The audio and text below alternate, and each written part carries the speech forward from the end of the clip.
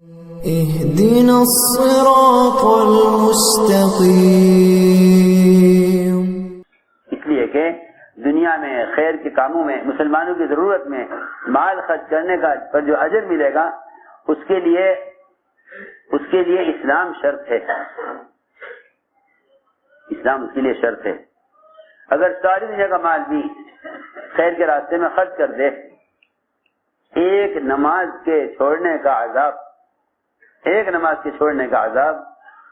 اس سارے مال کا خرچ کرنا اس عذاب سے بچا نہیں سکے گا۔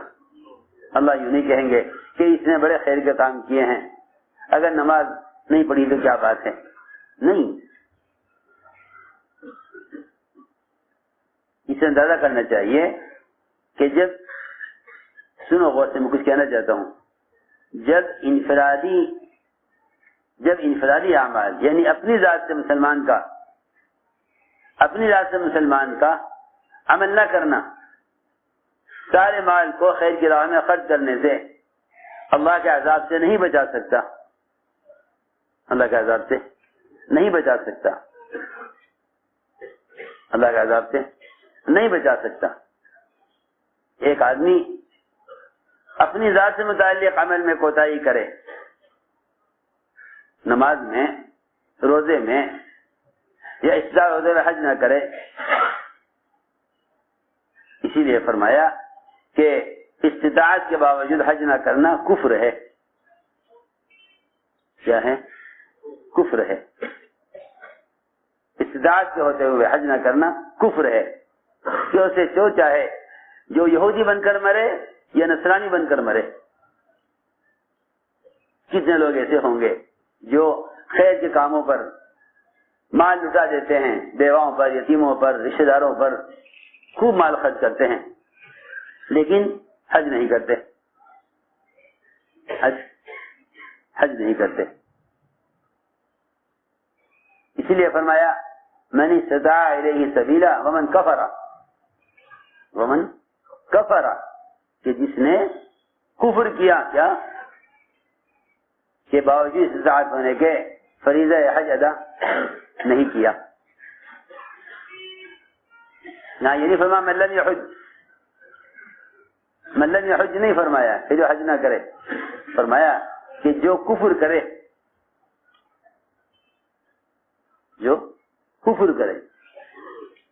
یہ نہ کہا من لم یحج جو حج نہ کرے، میں جو کفر کرے تو اللہ تعالی ساری دنیا کے بسنے والے اگلے پچھلے سب کے سب بھی کفر پر جمع ہو جائیں تو یہ اللہ تعالی کچھ بگاڑنے والے نہیں ہیں۔ اللہ تعالی اپنی مخلوق کے کفر سے مستغنی ہیں، اپنے مخلوق کے کفر سے ہی مستغنی ہیں، اور اللہ تعالی ساری مخلوق کے عبادات سے بھی مستغنی ہیں۔ ہم نے عرض کیا کہ سوال یہ پیدا ہوا کہ اللہ کے دین کی نصرت کیا ہے۔ اس زمانے میں مالدار یہ سمجھتے ہیں کہ اپنے مال سے ہم اللہ کے دین کی مدد کریں گے، مال سے اللہ کے دین کی مدد کریں گے، حالانکہ ہر سمجھتے تھے ملک اور مال اور حکام ان سے نہ کبھی اسلام قائم ہوا ہے نہ آئندہ کبھی ہوگا۔ مال کے خرچ کرنے کا تعلق تو مسلمان کی ضرورت سے ہے، اسلام سے اس کا کوئی تعلق نہیں ہے۔ اسلام تو مٹ رہا ہو اور آپ لوگوں پر مال خرچ کرنے کو اسلام کی مدد اور نصرت سمجھ رہے ہوں تو مسلمان اس بات سے اور بھی زیادہ غافل ہو جائے گا کہ بجائے لوگوں کو ہدایت کی طرف لانے کے وہ لوگوں کی ضروریات پر مال خرچ کرنے کو ہی دین کی نصرت سمجھ بیٹھے گا۔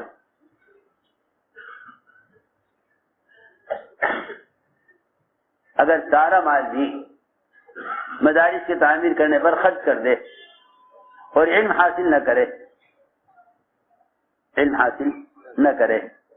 تو اس جہالت کی وجہ سے احکام کو توڑنے کا جو عذاب ہوگا اس عذاب سے مال کا خرچ کرنا بچا نہیں سکتا۔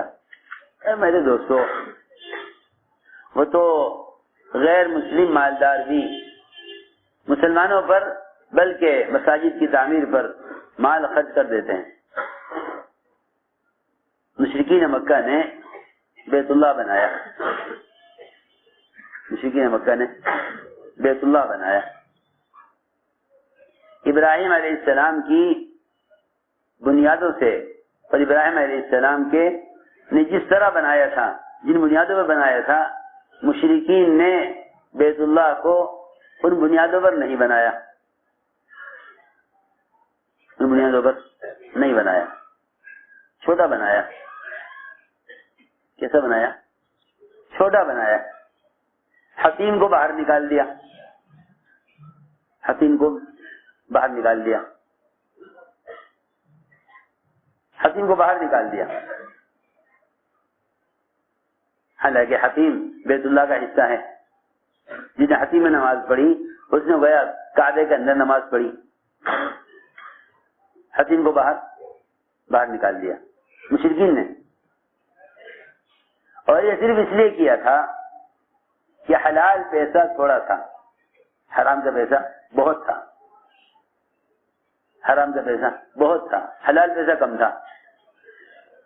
تو مشرکین نے، کفار نے یہ کہا چاہے بیت اللہ چھوٹا بن جائے اور ابراہیم علیہ السلام کی بنیادوں پر نہ بنے، لیکن حرام پیسہ لگا کر بڑا نہیں بنانا، حرام پیسہ لگا کر بڑا نہیں بنانا، چاہے چھوٹا بن جائے، چاہے چھوٹا بن جائے، نہ حرام پیسے لگا کر بڑا نہیں بنانا۔ حلال پیسہ تھوڑا تھا، انہوں نے بیت اللہ کی تعمیر کی تو کعبے کو چھوٹا بنا دیا، یہ اتنا کافی ہے تاکہ اس میں حرام پیسہ استعمال نہ ہو۔ حضور اکرم صلی اللہ علیہ وسلم نے مکہ فتح ہونے کے بعد اور پوری طرح بیت اللہ کے اختیارات حاصل ہونے کے بعد بھی بیت اللہ کو اسی تعمیر پر باقی رکھا۔ اے عائشہ، تیری قوم قریش یہ اسلام میں نہ آئے ہیں، یہ محسوس نہ کریں کہ محمد صلی اللہ علیہ وسلم نے ہمارے بنائے ہوئے بیت اللہ کو بدل دیا۔ میں نے تیری قوم کی دلجوئی کے لیے بیت اللہ کو اسی حالت سے باقی رکھا جس پر تھا۔ میں عرض کر رہا تھا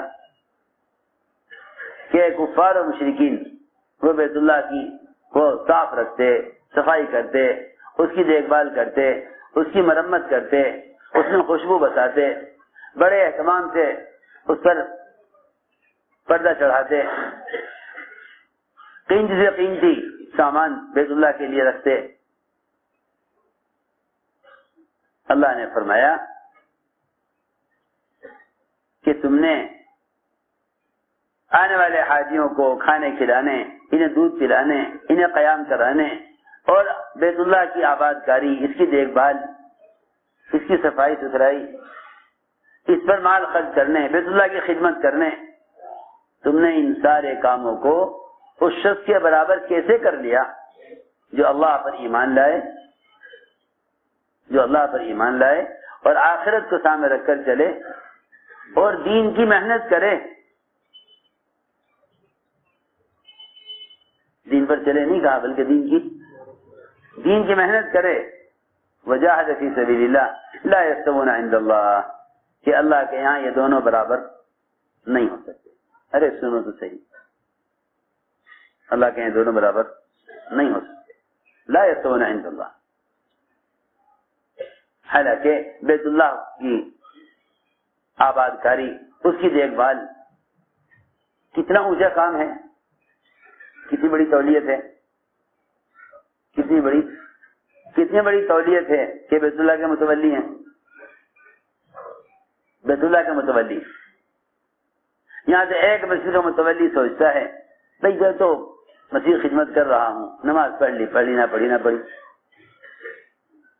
نہیں، وہ بیت اللہ کے متولی کفار اور مشرکین، سارا بیت اللہ کا نظام ان کے ہاتھ میں۔ فتح مکہ کے بعد بھی حضور اکرم صلی اللہ علیہ وسلم نے بیت اللہ کی تولیت اور دیکھ بھال اور کعبے کی چابی اسی خاندان میں رکھی، ان سے چابی لی نہیں، انہوں نے چابی لا کے پیش کرنے کے لیے ہمارا تو اقتدار زمانہ ختم ہو گیا، اب تو آپ مالک ہیں، آپ یہ چابی، میں کہ نہیں، تم ہی رکھو چابی تم ہی رکھو، بیت اللہ تمہارے خاندان میں رہے، آپ نے بیت اللہ کی چابی ان سے لی نہیں، آپ نے اپنی بات رکھو.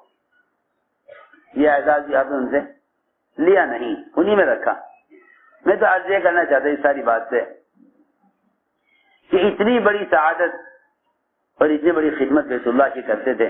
اللہ نے فرمایا کہ تم نے آنے والے حاجی پر مال خرچ کرنے کو اور بیت اللہ کی تعمیر، اس کی دیکھ بھال پر مال خرچ کرنے کو اس شخص کے برابر کیسے کر لیا جو ایمان لائے اللہ پر اور آخرت کو سامنے رکھ کر چلے اور کیا کرے؟ دین کی محنت کرے. لا یستوون عند اللہ، یہ اللہ کے ہاں برابر نہیں ہو سکتے. میرے عزیز دوستو، سب سے بنیادی بات یہ ہے کہ مسلمان ہر زمانے میں باطل کے مقابلے پر جو کامیاب ہوگا اور غالب آئے گا، اس کے غالب آنے کے لیے دعوت اللہ شرط ہے. دعوت اللہ شرط ہے.